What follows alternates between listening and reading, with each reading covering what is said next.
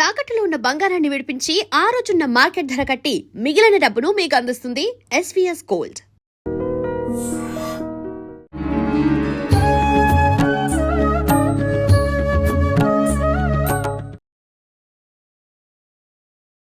నమస్కారం, welcome to I dream. ధర్మ మార్గం విత్ విజిత కార్యక్రమానికి స్వాగతం. ప్రస్తుతం మనతో పాటు ఉన్నారు ప్రముఖ ఆధ్యాత్మికవేత్త, జ్యోతిష్య పండితులు మాడుగుల శివప్రసాద్ గారు. ఇప్పుడు గురుగారితో మాట్లాడి మరిన్ని విషయాలు తెలుసుకుందాం. నమస్కారం గురుగారు. ఆశీర్వచనం తల్లి. గురుగారు, మాఘమాసంలో వచ్చే పౌర్ణమి యొక్క విశిష్టత ఏంటి? ముఖ్యంగా పౌర్ణమి అంటే చంద్రుడి యొక్క ఆరాధన అని అనుకుంటూ ఉంటాము. చంద్రుడు అంటే మనకారకుడు అంటూ ఉంటాము. ఈ మధ్యలో అంటే మనసు అనేది చాలా చంచలంగా ఉంటుంది. ఇప్పుడున్న నిర్ణయం ఇంకాసేపటికి ఉండదు, ఇప్పుడున్న ప్రశాంతత ఇంకాసేపటికి ఉండదు. అలా ప్రశాంతంగా ఉండాలి అంటే ఈ మాఘ పౌర్ణమిని మనం ఏమన్నా ఉపయోగించుకోవచ్చా? దాని గురించి వివరించండి. శ్రీ మహాగణాధిపతయే నమః. ఐం మహాసరస్వత్యే నమః. శ్రీ లలితాంబికాదేవియే నమః. మాఘమాసము పౌర్ణమి. ఇప్పుడు మాఘమాసము అంటే మామూలుగా సహజంగా ఇప్పుడంటే మౌఢ్యమి అనేటువంటిది ఒకటి వచ్చింది కాబట్టి నిజానికైతే మాఘమాసము, పాల్గొన మాసము వివాహాలు శుభకార్యాలకు అత్యంత ప్రధానమైనటువంటి మాసముగా చెప్తాం మనం. శ్రావణ మాసం కానీ కార్తీక మాసం కానీ ఈ మాసాలు కొన్ని మాసాల్లోనే మనము శుభకార్యాలు చెయ్యాలి అనేటువంటిది మనకు ఒక శాస్త్ర ప్రామాణికం ఉన్నది. అవునండి. అలాంటిది ఈ మాఘమాసము మాఘశుద్ధ పౌర్ణమి. పౌర్ణమి ఎప్పుడొచ్చింది, ఏ వారము వస్తే ఎటువంటి విశేషము అనేటువంటిది ఉన్నది. ఈ పౌర్ణమికి ఉన్న విశేషం ఏమిటి అనేది ఒక్కసారి మనం చూసుకోవాలి. ఈ పౌర్ణమి ఆదివారం నాడు వచ్చింది. మరి ఆదివారము సూర్యుడికి ఆధిపత్యము కదా, పౌర్ణమికి ఏమిటి సంబంధము అని అనుకోవచ్చును.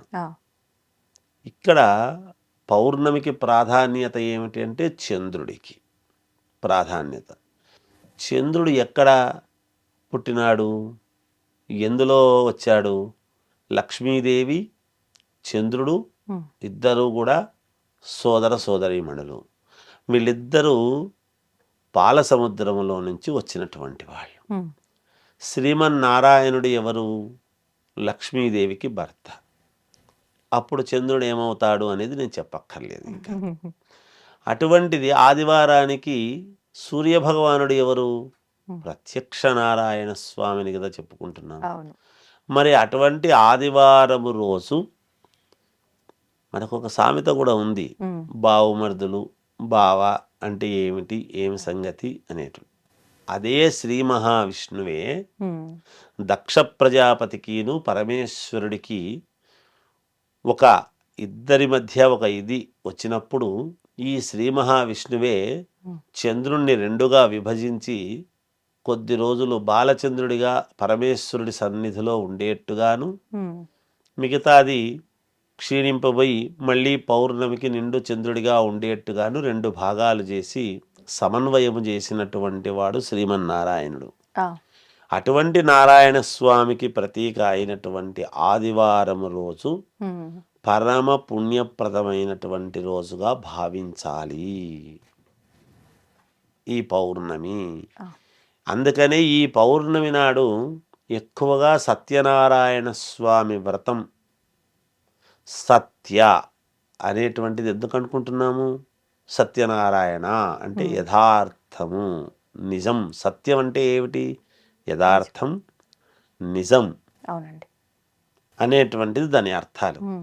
అందుకే సత్యనారాయణ స్వామి వ్రతం చేస్తున్నాము అంటే మనకు అనేక రకాల ఫలితాలు, మేలు జరుగుతుంది.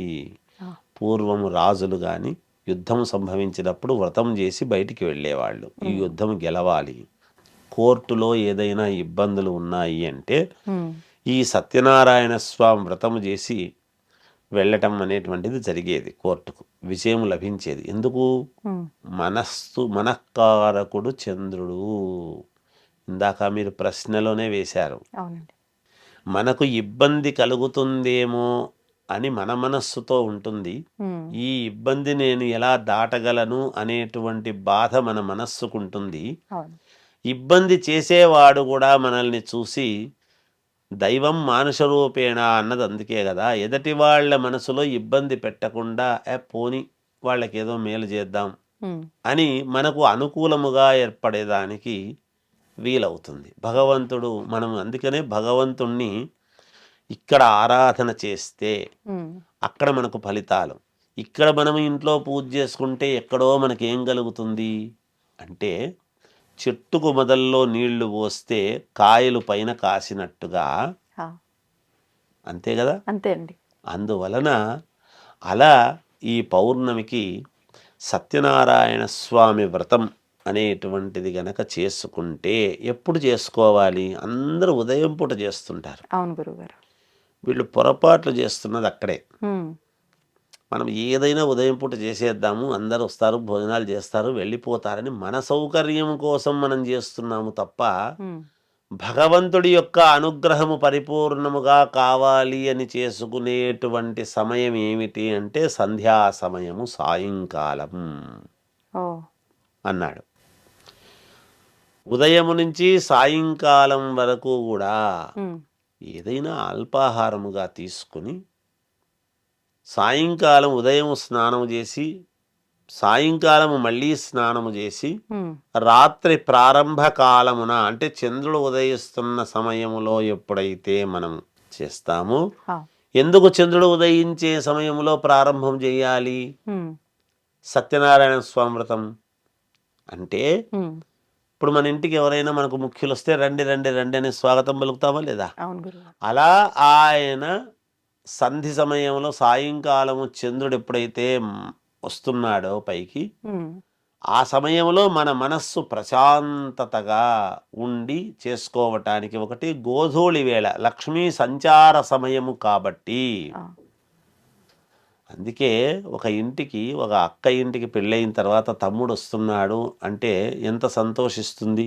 నా తమ్ముడు వస్తున్నాడు, నా తమ్ముడు వస్తున్నాడు, లేదా మా అన్న వస్తున్నాడు, మా అన్న వస్తున్నాడు అని చాలా ఒక 10 సార్లు చెప్తుంది ఆ స్త్రీమూర్తి. ఈరోజు మా తమ్ముడు వస్తున్నాడు, తమ్ముడు వస్తున్నాడని, ఆ రక్త సంబంధం. అలాగే ఆ లక్ష్మీదేవి యొక్క సంచార సమయము, ఇక్కడ చంద్రుడి యొక్క అనుగ్రహము, సోదర సోదరి భావం కదా, అందువలన అది మనకు మేలు జరగటానికి. ఇక్కడ లక్ష్మీ సత్యనారాయణ స్వామి కదా, రమా సత్యనారాయణ స్వామి పేర్లు వేరు, లక్ష్మీనారాయణ స్వామి కదమ్మా అంతా.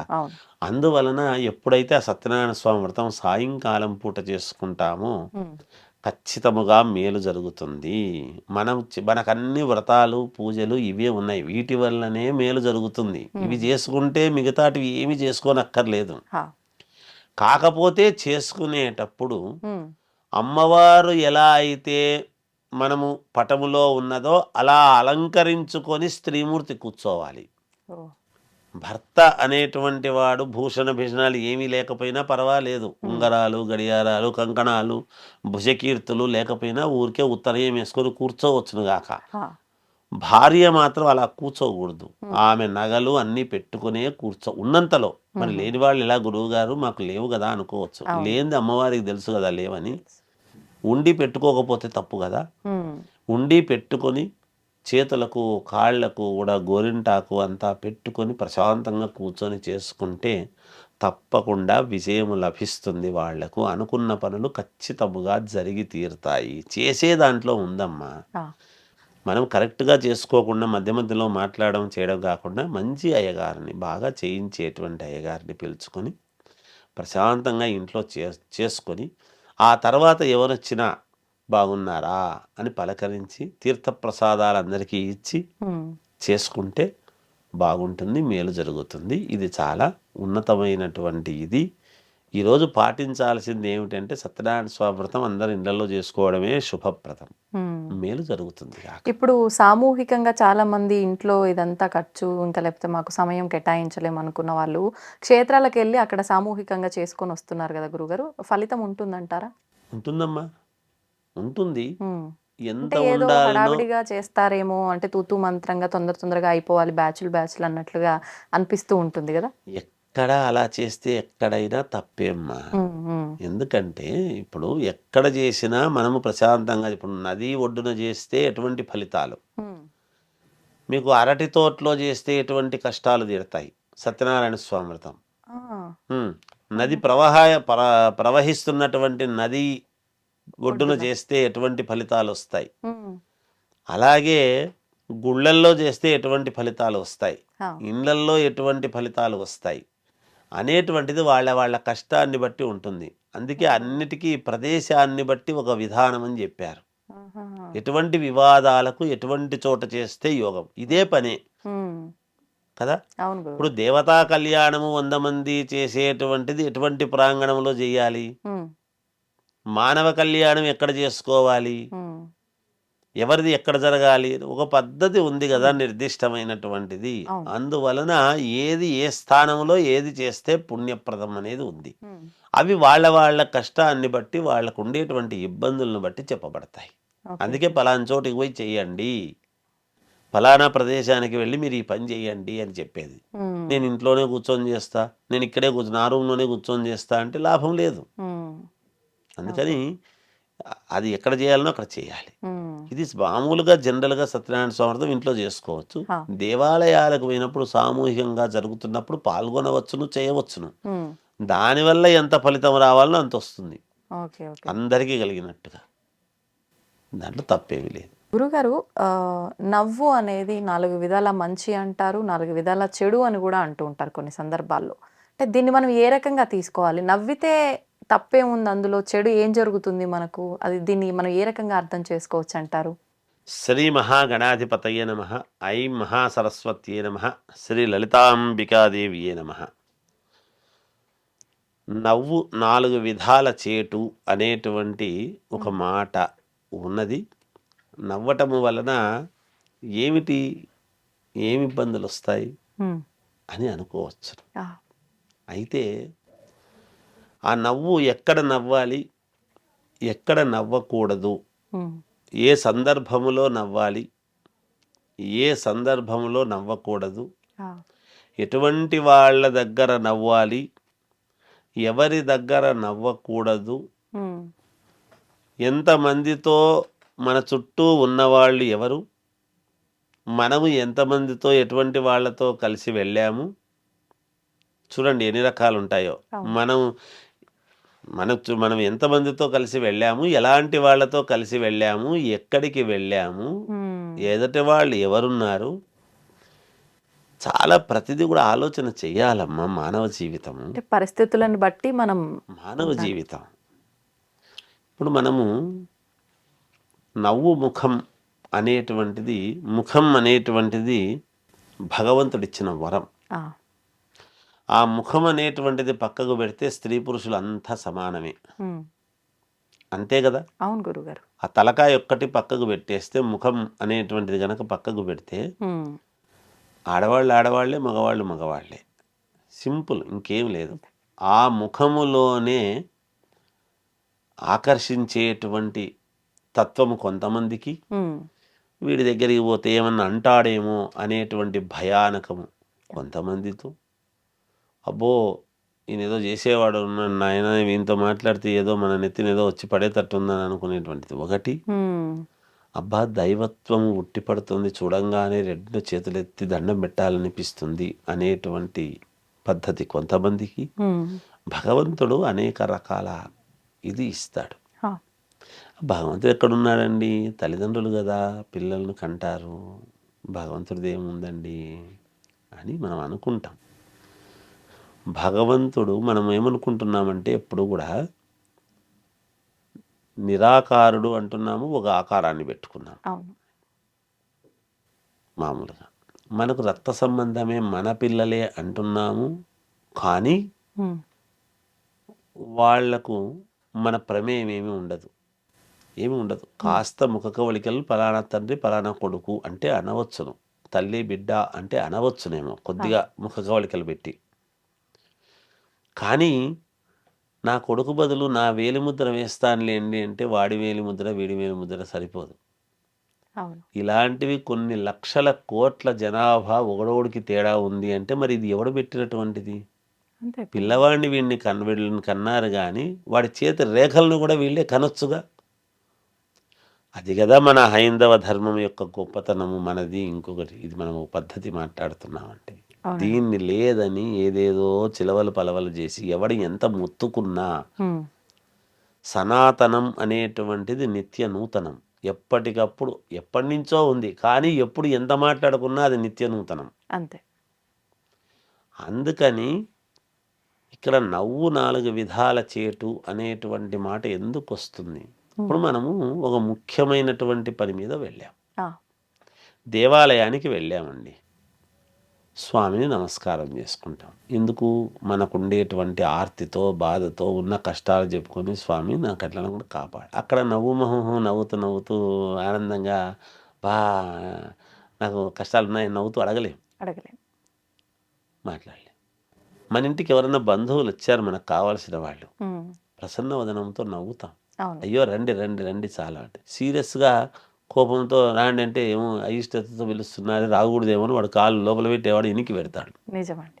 అక్కడ నవ్వుతూ పిలవాలి. ఉమ్, ఒక పెళ్లి జరుగుతుంది, కళకళలాడుతూ అందరూ ఒకరినొకరు నవ్వుకుంటూ నవ్వుకుంటూ చెయ్యాలి. ఒక వ్రతం చేస్తున్నాం, నవ్వుతూ చేసుకోవాలి. అవును.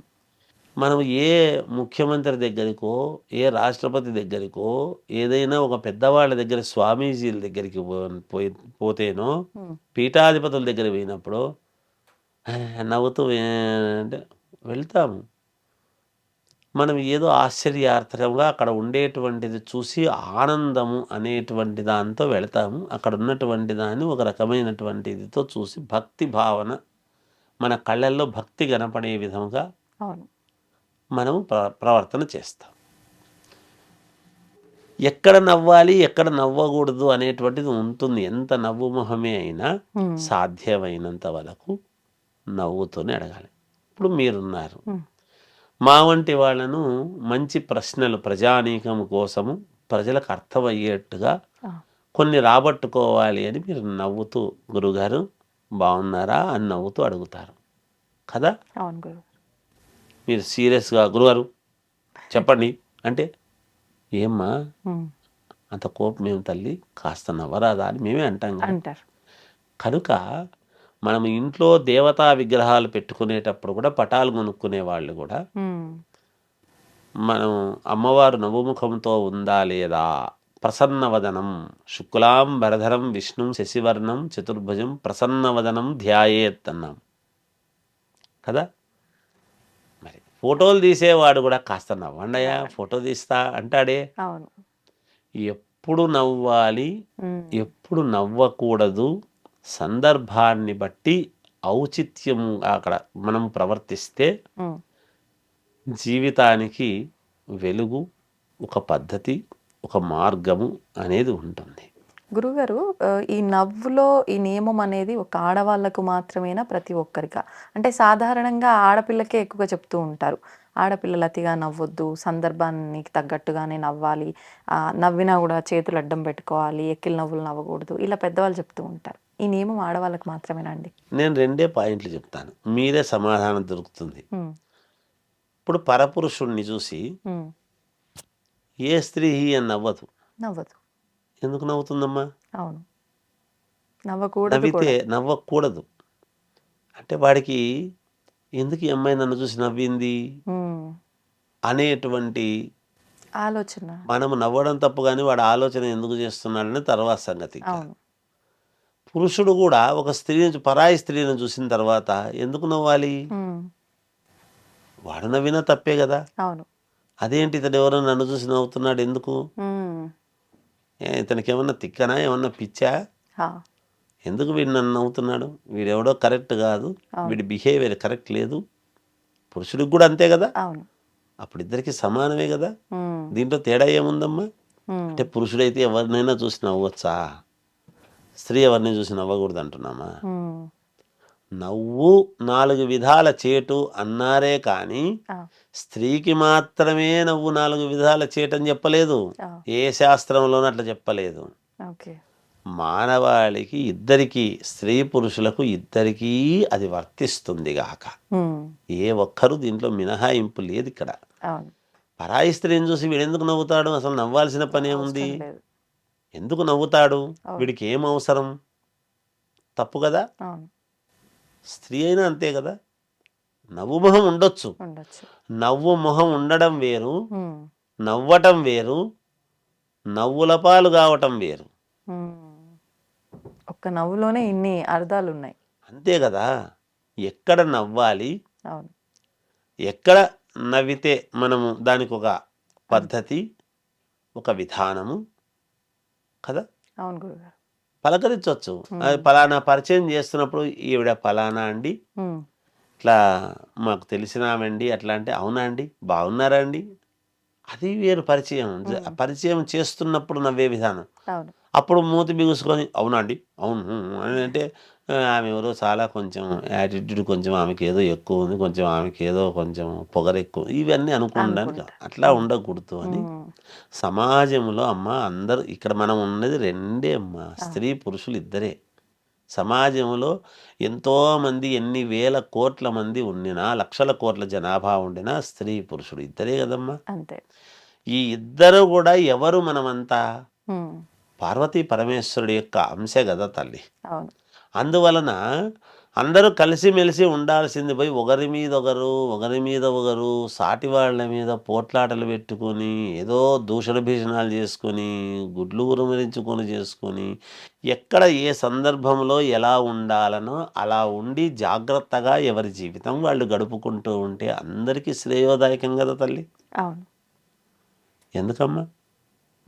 అందుకని నవ్వు అనేటువంటిది ఎప్పుడూ కూడా సందర్భాన్ని బట్టి, అవసరాన్ని బట్టి, అక్కడ ఉన్న సిచ్యువేషన్ను బట్టి, ఆ ప్రాంతం యొక్క అక్కడ జరుగుతున్న మనకు ఒక తిరుపతికి వెళుతున్నామండి, కొండలు కనపడుతున్నాయి, ఒక ఆనందం కలుగుతుంది, బా ఎంత బాగుంది, నవ్వు మొహం పెట్టి చూస్తాం.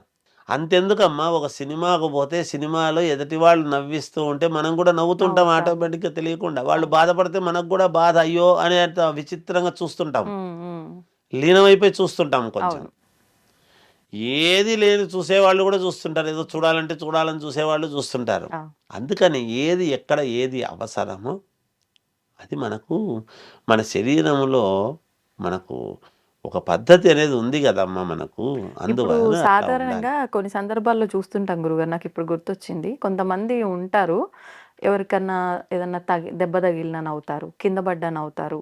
లేదు అంటే కొంతమంది అప్పగింతలప్పుడు కూడా పెళ్లిలో అందరూ ఆ అమ్మాయిని సాగనంపుతున్నందుకు ఏడుస్తుంటే కొంతమంది ఏడ్చేటోళ్ళని చూసి నవ్వుతుంటారు.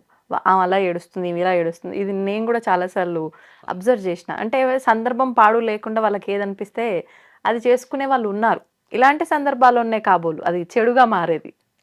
అదే కదా. ఇప్పుడు తల్లిదండ్రులు ఏడుస్తూ ఉంటే ఎందుకు 25 సంవత్సరాలు మనము ఎవరైనా, అవును. ఒక పేదవాడైనా కూడా తన బిడ్డను జాగ్రత్తగా కాపాడుకుంటూ 25 ఏళ్ల పాటు కాపాడుకొని ఇంకా 75 సంవత్సరాల పాటు అత్తగారింటికి పంపిస్తున్నాము అంటే తర్వాత మళ్ళీ రారా అంటే వస్తారని అందరికీ తెలుసు. అవును. మళ్ళీ వస్తుంటారు, బిడ్డ అల్లుడు మళ్ళీ వెళ్తుంటారు, తెలుసు.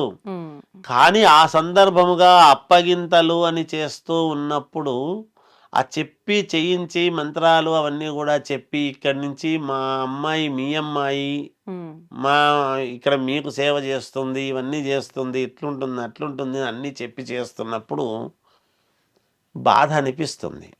ఎంత కఠినాత్ముడికైనా కూడా అరే నా బిడ్డను పంపిస్తున్నాను కదా అత్తగారింటికి, ఆ సందర్భంలో కంట తడి పెట్టకుండా పంపించినటువంటి తల్లిదండ్రులు ప్రపంచంలో అరుదు, ఉండరు. అట్లా పంపుతారు. ఎవరైనా కాస్త కన్నీళ్ళు వస్తాయి, మమకారము అనేటువంటిది ఉన్నవాళ్లకు వస్తాయి, తప్పకుండా తప్పదు. అట్లాంటి సమయంలో నవ్వటం అనేటువంటిది, సరే వాళ్ళు నవ్వటంలో ఆంతర్యం ఏమంటే మేము ఇట్లా ఏడ్చిన వాళ్ళవి ఒకప్పుడు అనేటువంటి ఇదితో నవ్విండొచ్చు. కొంతమంది వాళ్ళ ఆ విలువ తెలియక నవ్వే వాళ్ళు ఉంటారు. అందుకనే చెప్తున్నాను కదా, నవ్వు 4 విధాల చేటు అంటే చూసేవాళ్ళు ఇంకో రకంగా 10 రకాలుగా అనుకుంటారు. నవ్వేవాడికి ఎందుకు నవ్వుతున్నాడో వాడికి తెలియదు. కానీ సందర్భాన్ని బట్టి అక్కడ సిచ్యువేషన్ని బట్టి నవ్వుతున్నప్పుడు అదేంటి వాళ్ళు అట్లా బాధపడుతుంటే వీడేంటి మూర్ఖుడా ఇతను ఏమన్నా ఇట్లా నవ్వుతున్నాడు అని అనుకుంటారు. దాన్నే 4 విధాల చేటు అంటే నలుగురు 4 రకాలుగా అనుకుంటారు నాయన. నన్ను చూసి వీడు నవ్వాడు అని అనవసరంగా గొడవ లేని కాడ గొడవ క్రియేట్ చేసుకునే దానికి ఉంటుంది. అనవసరమైనటువంటి ఇది. అవును. అందుకనే ఇది ఏముంది అక్కడ ఇక్కడ ప్రతి చోట ఉమ్, ఇంకా నవ్వే వాళ్ళకు మనం ఏం చెప్తాం దానికి? ఎక్కడ నవ్వాలనో అక్కడ నవ్వితే అది ఔచిత్య శోభితం, ఎక్కడ నవ్వకూడదో అక్కడ నవ్వకూడదు. అది ఆ సంస్కారం మనకు తెలిసి ఉండాలి తెలిసి అంతే. ఉండాలి. అది అది ఎవరు ఎవరికి వారికే. నేర్పించేది కాదు, అవును గురువు గారు. ఎవరికి నేర్పించరు. ఉమ్, ఎవరు నేర్పిస్తారమ్మా? అవును. సమాజంలో సంస్కారం అనేటువంటిది నేర్పిస్తే వచ్చేది కాదు, కాదు. వాడు చూసి నేర్చుకుంటే వచ్చేది. అంతే. ఎక్కడ అమ్మరు కిలోలు కిలోలు. అవును. మన జీవితంలో మనము పెట్టుకోవాలి కొన్ని నిర్దిష్టంగా. ఉమ్, అలా ముందుకు వెళితే జీవితం ముందుకు వెళుతుంది. ధన్యవాదాలు గురువు గారు. జయోస్తు.